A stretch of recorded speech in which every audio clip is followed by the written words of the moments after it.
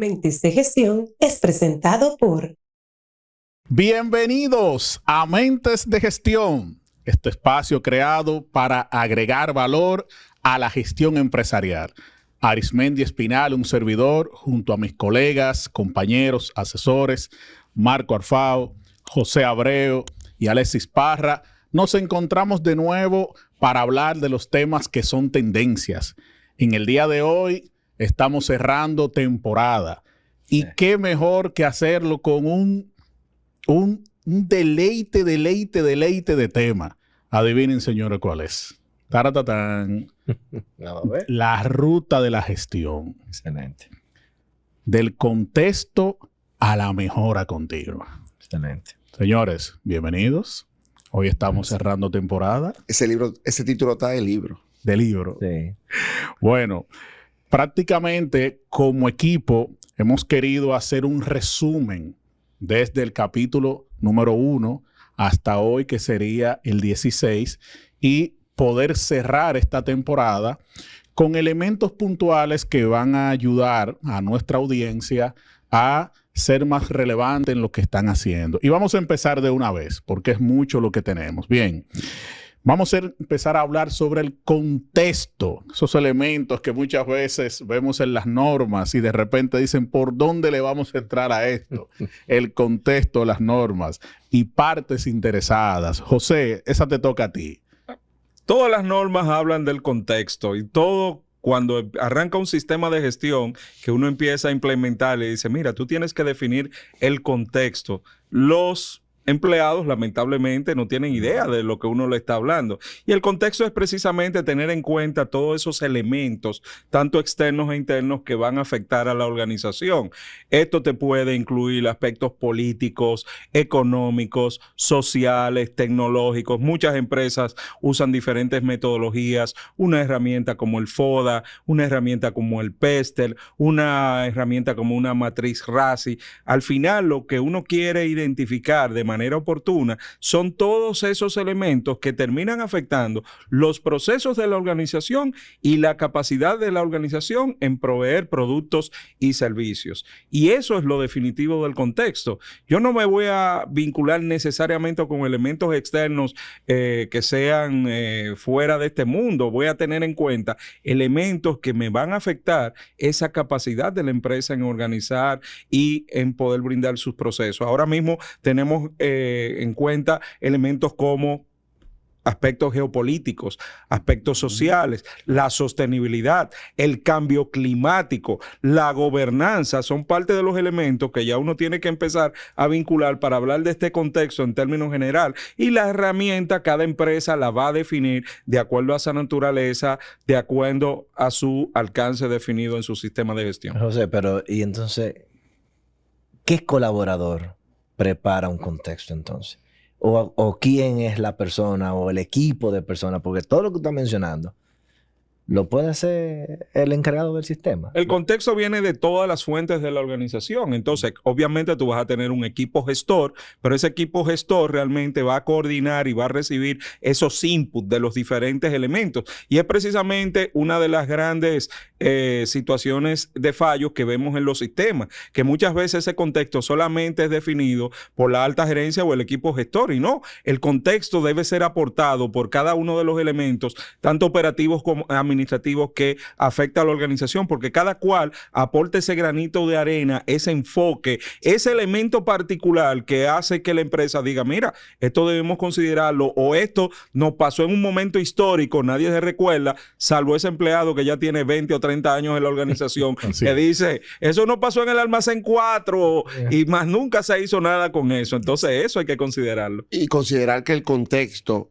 sirve de insumo para los demás elementos del sistema de gestión. Claro. Porque de hecho, más adelante se va a empezar a ver cómo ese contexto sirve de información clave para poder tú ir preparando ese traje a la medida, porque también hay un elemento importante aquí, que cuando yo hago un análisis de contexto, yo me estudio a lo interno y también a lo externo, lo que estoy es ajustando todo para plantear mi sistema a la medida de la organización. Por eso no hay un contexto que sea genérico.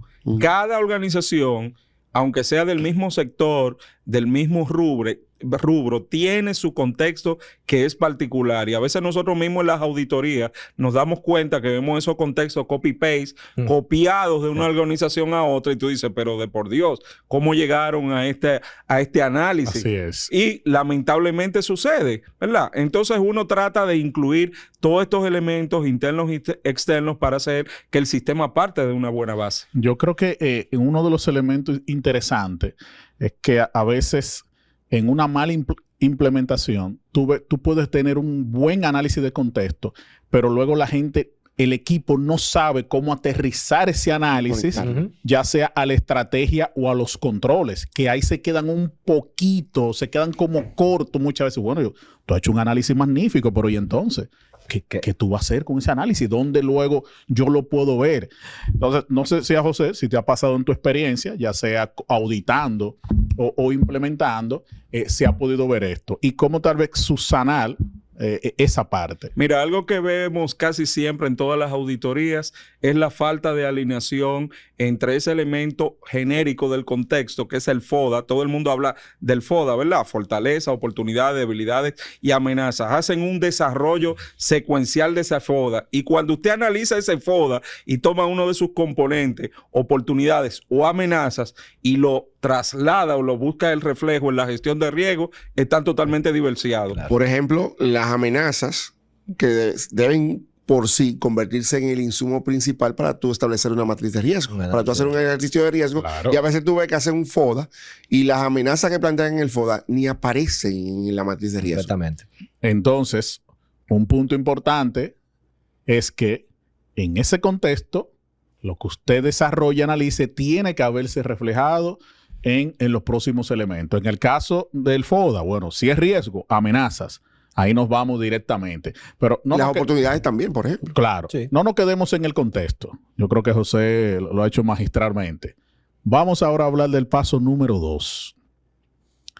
Y hay un elemento importantísimo. Liderazgo, señores. Liderazgo, política, compromiso. Yo puedo tener el contexto muy chulo y por acá, pero si no aterrizamos ahí, Alexis, Clave. hablemos de eso. Clave, si los líderes no se comprometen, el sistema de gestión no va a arrancar. Puede ser el sistema mejor montado del mundo, pero si no hay un compromiso de la alta dirección, que no necesariamente que se comprometan a lo que plantea la política y ya, porque puede decir, sí, nos comprometemos, pero luego a la hora de ejecutar las acciones que se deben llevar a cabo para establecer controles sobre el sistema de gestión, no aparece recurso para tal cosa, que no tenemos tiempo para reunirnos, que no participamos en las auditorías, como suele pasar, ¿verdad? Claro. ¿Y dónde está la alta dirección de esta empresa? Bueno, que tiene una reunión más... Entonces ahí empiezan los problemas. Entonces va a ser relevante, importantísimo, que ese compromiso del liderazgo se plantee. Y de hecho las normas plantean en el criterio 5, cuando estas normas que van de la mano con ISO, ¿verdad? Ese criterio 5 plantea prácticamente requisitos exclusivos para la alta dirección que deben cubrirse y son auditables, que a veces se entiende que no van a ver eso, pero el auditor que hace su tarea va enfocado justamente a validar, que muchas veces no es que pide una evidencia, es que se da cuenta en el día a día, en las actuaciones, en las acciones que lleva a cabo ese liderazgo. Sí, pero- Entonces, no basta con que yo dé dinero. Eso. También obvio. tengo que ir a Pero- reuniones, también tengo que participar, también tengo que promover el sistema de que estamos... O sea, Y mira, ya no es suficiente con que dé el dinero. y más allá, o sea, no es suficiente con que dejes el dinero y participes en reuniones, que ya tiene que haber un compromiso inclusive en la acción, debes modelar con el ejemplo. Muchos líderes se certifica la empresa y ellos son los primeros que rompen los procedimientos. Sí. Que porque la decisión de negocio no conviene, sáltale al procedimiento y Porque lo digo yo. porque lo digo yo soy el que sabe de esto, yo soy el dueño de la empresa. De hecho, a mí me encanta y uno de los puntos que uno valida en las auditorías es cuando empieza con esa política. La política, tú ves que está firmada normalmente por el director, por el gerente general y la primera palabra clave es nos comprometemos. Y cuando usted empieza a analizar esa política, ninguno de esos compromisos se evidencian en la realidad. No hay recursos, no hay gestión de riesgo, no hay cumplimiento de los requisitos legales, no hay elementos de seguridad ni calidad. Y por ahí tú sabes que no hay realmente un real compromiso. No hay de la tiempo. Así es. Bueno, entonces tenemos contexto, tenemos un compromiso, unas políticas que tienen que venir desde las máximas autoridades. Sigamos en esta ruta. Toca ahora el turno de esa planificación, de esa gestión basada en riesgo, basada en un contexto, unos compromisos. Entonces, Marcos, ayúdanos ahí. Sí. Fíjate que la tendencia ahora, y ya está para quedarse, es que todas las normas vienen con un enfoque a riesgo. ¿Y por qué? Y lo vimos en uno de los capítulos, uno de los episodios iniciales. La gestión de riesgo se constituye como un elemento primordial para lo que es la planificación. Fíjate que en el contexto, a través del FODA, a través de lo que es el enfoque a proceso, a lo que es a través de las partes, de la identificación de las partes interesadas, lo que anda buscando es cuáles son esos elementos que pudieran ayudarnos o dificultarnos el alcanzar nuestros objetivos, que no son propios de una operación, sino que son del contexto en donde operamos. Eso lo vemos en ese criterio. Ahora, la parte del liderazgo, un liderazgo que si está o no vinculado, pero que también ese liderazgo sea distribuido, encontramos elementos que pueden facilitarnos o entorpecer lo que son esas operaciones. O sea que cuando vamos a hablar de esa planificación, tenemos que dirigirnos a todos estos criterios anteriores, al criterio 4 o cláusula 4 y cláusula 5. Contemplando eso, hago una planificación, veo mis objetivos, determino qué quiero lograr, cómo lo voy a lograr. Debo también identificar cuáles son todos los elementos que pueden favorecer o entorpecer que yo alcance esos objetivos. Desde la perspectiva de mis operaciones, pero también desde la perspectiva particular del contexto. ¿Qué pasa con la gestión de riesgo? Que la gestión de riesgo debe ser transversal y debe de estar involucrada en cada uno de los procesos, tanto estratégicos, claves y de apoyo. Entonces, una organización que actualmente no identifica los riesgos, pero también las oportunidades, que mucha gente dice, pero ¿cómo así oportunidades? O sea, desde la perspectiva del riesgo. Y una oportunidad no es más que un riesgo positivo. Es decir, el tú lanzarte a una nueva línea de negocios que quizá no tienes todos los elementos estás asumiendo un riesgo calculado, que te va a generar unos beneficios más adelante.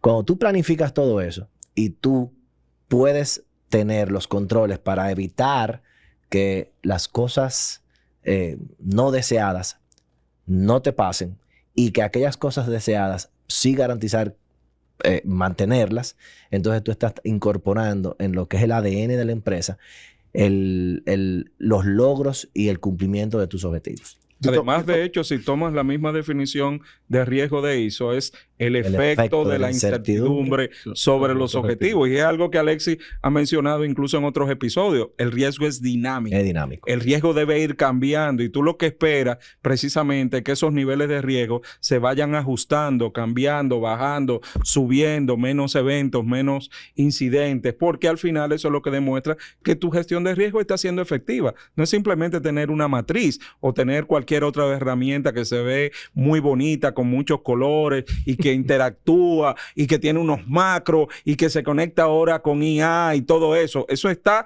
excelente, pero al final la gestión de riesgo es lo que te evita precisamente que esos eventos perturbadores, disruptivos, ¿verdad? Para tomar las últimas tendencias de la norma, puedan afectar la organización. Y que ese dinamismo debe venir atado justamente a que el origen del riesgo, o sea, quien completa ese ejercicio de riesgo, debe ser ese actor que tiene contacto con el riesgo propiamente, que muchas veces se entiende, igual como hablábamos ahorita, que cuando Marco hacía la pregunta sobre quién debe hacer el análisis de contexto, aquí valdría igual quién debe hacer, quién debe completar el análisis de riesgo, la gestión de riesgo. Sí, y debe ser obviamente el participante, claro, porque debe ser una gestión de riesgo inclusiva. O Sí. más allá de que sea solamente una parte que la haga. Así Claro, es. Y fíjate que la gestión de riesgo entonces pasa a ser y a obligar que sea que las empresas sean proactivas, que no sea esperar a ver qué sucede, sino que hemos pasado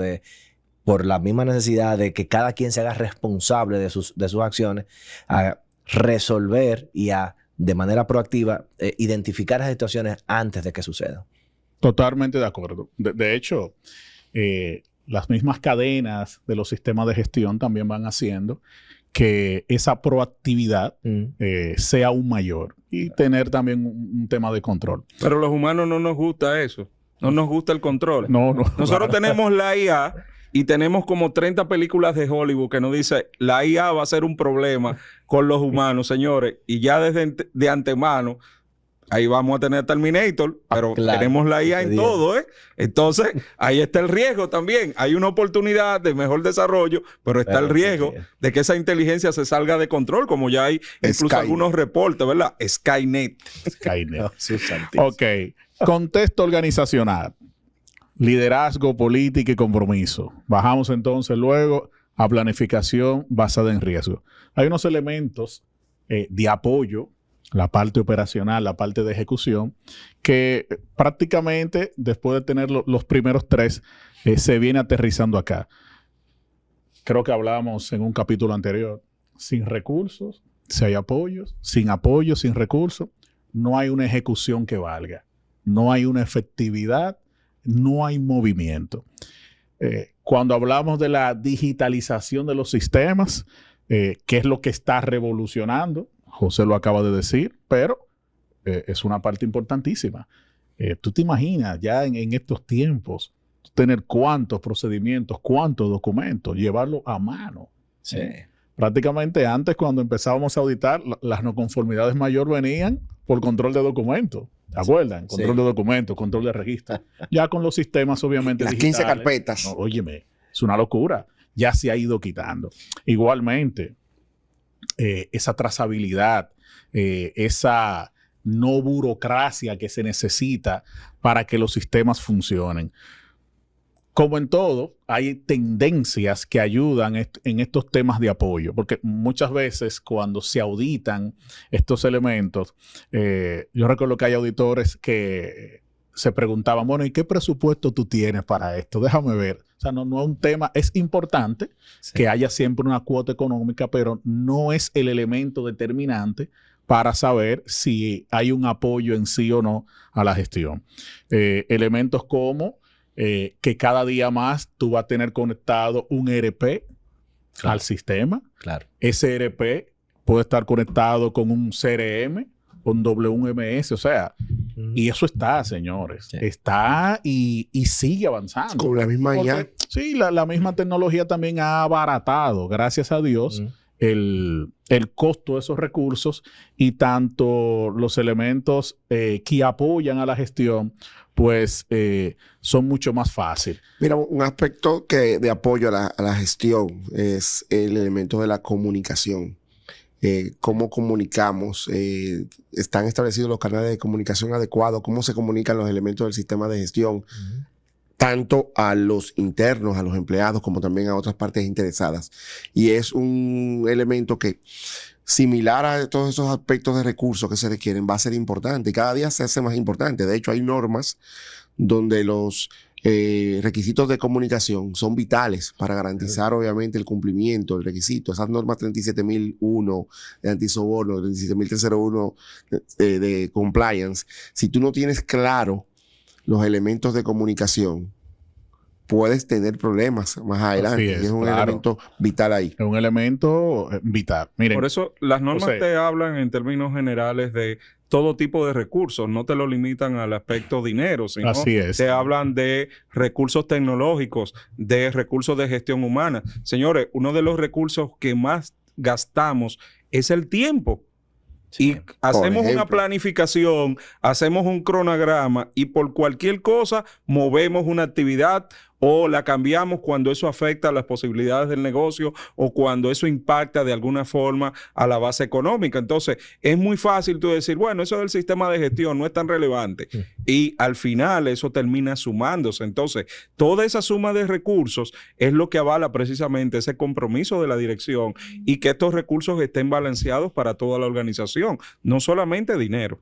Totalmente de acuerdo, totalmente de acuerdo. En empresas pequeñas, acuérdense, en uno de los capítulos decíamos, quitando esas mentalidades, que no, que un sistema es costoso, que yo voy a tener que erogar muchos recursos para poder certificarme o tener este sistema nítido. Y en ese capítulo decíamos que no era así, que todo se adapta. Ahora bien, todo lo que hemos dicho acá cae en un último renglón.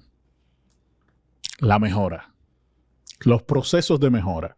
Y lo vimos muy puntual cuando hablábamos de las auditorías. Ahora, la auditoría es un punto de esa mejora. Y aquí me gustaría que abundáramos un poco y que diéramos ejemplos prácticos a la audiencia de cómo puede ser. Antes de hablar de mejora, Ajá. habría que hablar de evaluación, la evaluación del desempeño para cerrar el ciclo. Porque sí, la mejora se logra, pero a partir justamente de una dinámica de evaluación de desempeño en donde vienen las auditorías. Claro, de auditoría, totalmente de acuerdo. En otros episodios donde presentábamos justamente esas actividades que se deben llevar a cabo para una correcta auditoría interna, que debe hacer el auditor a lo interno, qué acciones debe ejecutar, y por otro lado también esas auditorías externas que también traen consigo retos y oportunidades sobre la base de los hallazgos que se puedan identificar. Entonces, están las evaluaciones de desempeño. También están los elementos de los indicadores que se deben seguir. Se debe medir, por ejemplo, cómo medir, qué vamos a medir.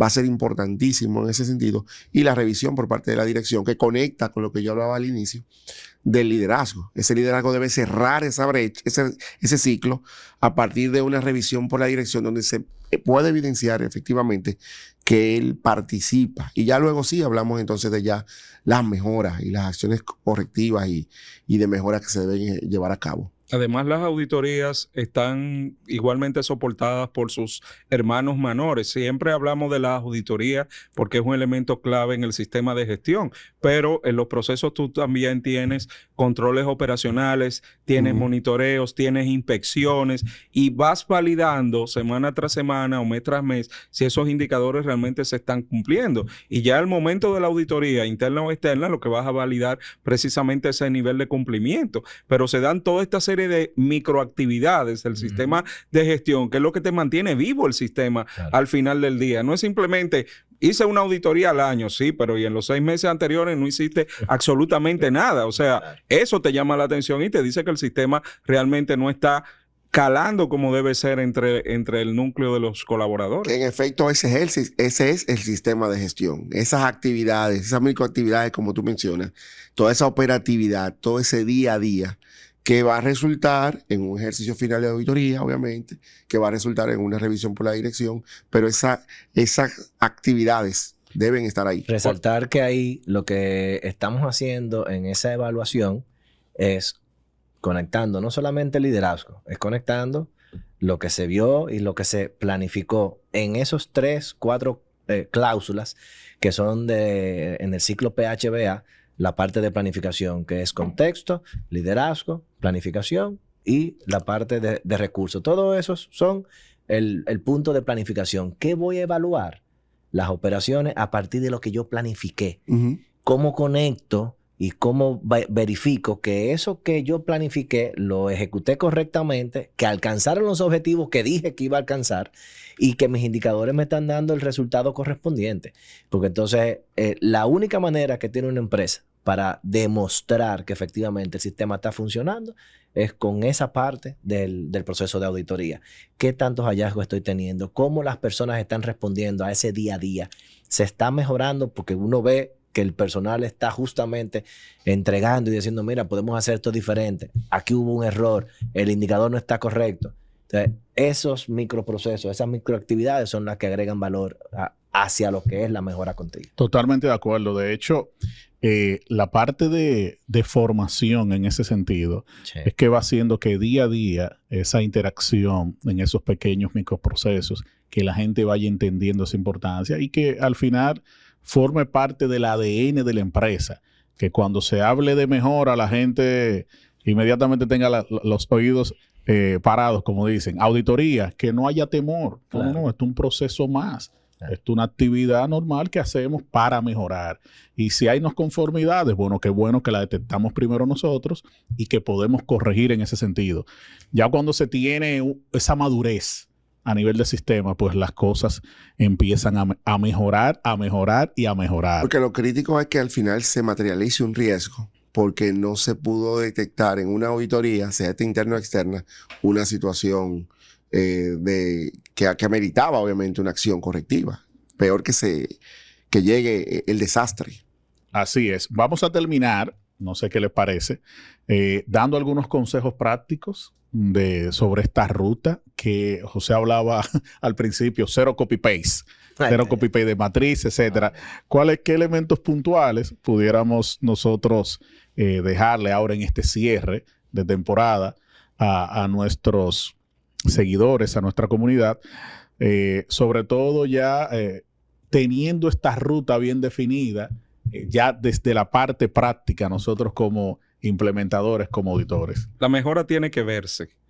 Tú tienes que tener cambios en tecnología, tienes que tener mejora de la capacidad de las competencias del personal, tienes que tener nuevas adquisiciones de vehículos, de recursos tecnológicos, tiene que evidenciarse a través de elementos tangibles. La mejora no es un elemento etéreo, es un elemento que se va a plasmar a la organización. Entonces, cuando yo digo, déjame ver cómo terminé mi año, pero cuáles son los elementos que van a apuntar a que esa mejora se mantenga, voy a evidenciarlo a través de estos elementos que son evidenciables, tangibles en la organización.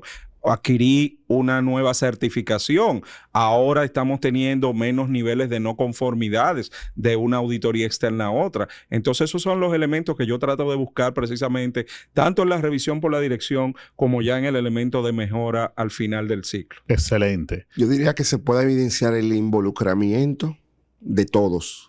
Hablábamos ahorita de la alta dirección, pero al final también de todos los actores.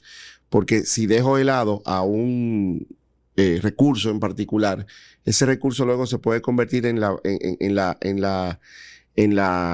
talón de Aquiles del sistema de gestión, porque simplemente no estaba capacitado, porque no estaba preparado. Entonces, involucrándolos como con formación, capacitación y constante toma de conciencia a todo ese personal. Bien. El enfoque a que el sistema no sea el fin, sino el medio.